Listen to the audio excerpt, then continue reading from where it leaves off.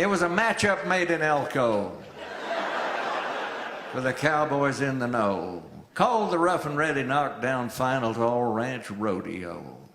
The Texans entered up a team they thought could never lose when they bet their reps against the Jordan Valley Buckaroos.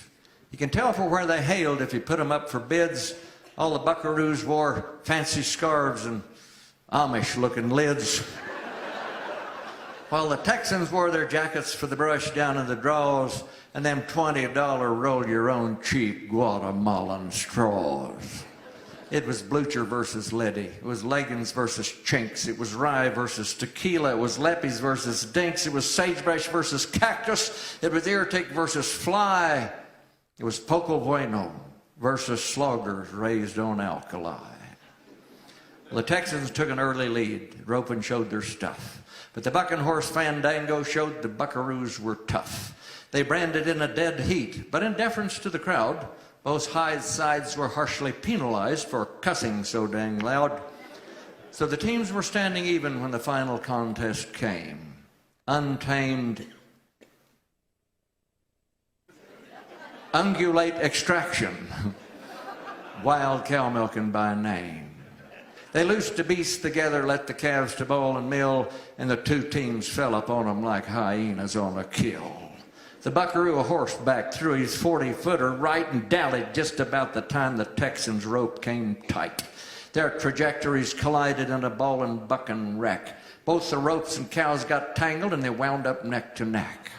In the meantime, two big muggers, two milkers brave and bold, attacked the knot of thrashing hide and tried to get a hold of something, hoofer or spur or foot or can of snooze.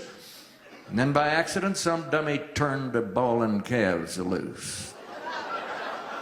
There's hair and teeth and eyeballs in the picture now and then.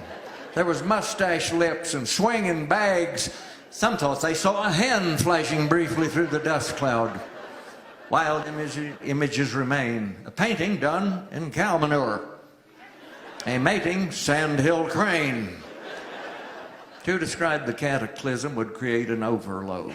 But a photograph was taken, and this is what it showed.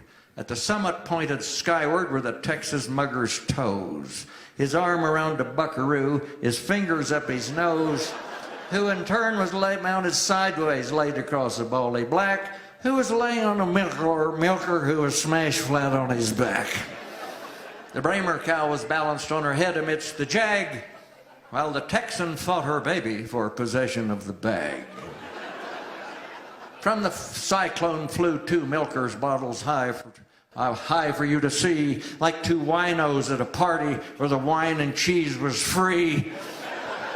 The buckaroo's hind leg was dragging like he'd lost the farm, but he kept his place by clinging to the Texan's broken arm. They fell across the finish line and stumbled in the dirt.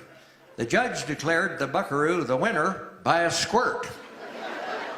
Since the race looked pert near even, the judge said with a shrug, the winner is the cowboy with the most milk in his jug. I object, cried out the Texan. Our old cow just had 3 tits. Well, that's a handicap, the judge said. I'll admit it's sure the pits. But in fairness to the buckaroo who dallies for his kicks, if you added all his fingers, he could barely count to 6.